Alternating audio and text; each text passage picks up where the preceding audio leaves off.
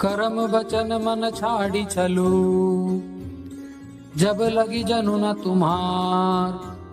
तब लगी सुख सपने हो नहीं, किए कोटि उपचार सियावर रामचंद्र शंकर हरि ओम जय जय सिया राम।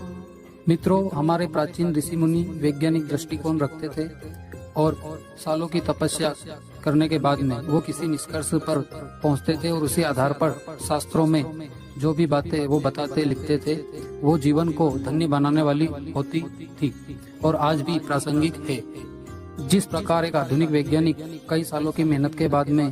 किसी एक निष्कर्ष पर पहुंचते हैं, उसी प्रकार कई सालों की मेहनत के बाद हमारे प्राचीन ऋषि मुनि सच्चे सुख की तलाश में जो उनको निष्कर्ष निकलता था उसी बात को शास्त्रों में वर्णन करते हैं। इसी प्रकार की एक गूढ़ रहस्य वाली बात रामचरितमानस के अयोध्या कांड के दोहे में भरद्वाज मुनि कहते हैं कि व्यक्ति को आखिरी सुख, अंतिम सुख, स्थायी सुख कब प्राप्त होता है, तो वो प्रभु श्री रामचंद्र जी के निमित्त होकर कहते हैं कि जब तक व्यक्ति कर्म, वचन और मन से छल छोड़कर आपका दास नहीं हो जाता, तब तक करोड़ों उपाय करने से भी स्वप्न में भी वह सुख नहीं प्राप्त कर सकता। और यही आज की सच्चाई है कि हम विभिन्न प्रकार से भौतिक सुख सुविधाएं प्राप्त कर लेते हैं, पर उसके बावजूद भी खोदा पहाड़ निकली चुहिया, वो सुख अस्थायी रहता है। जबकि हमें सुख प्राप्त करने के पहले ऐसा लगता है कि यह वस्तु या व्यक्ति हमें स्थायी सुख प्रदान करेगा, पर कुछ समय बाद वह अस्थायी हो जाता है।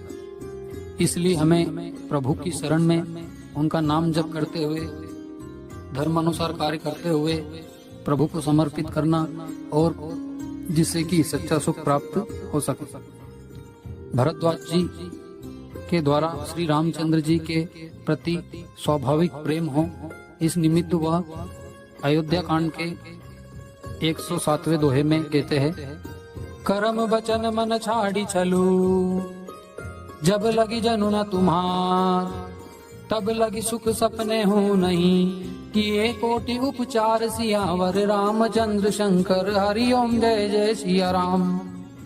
अतः हम सब अपने दैनिक कार्य को करते हुए मन, वचन, कर्म से प्रभु को समर्पित रहें तथा यह वरदान मांगे कि उनका नाम जब निरंतर होता रहे। हर हर महादेव।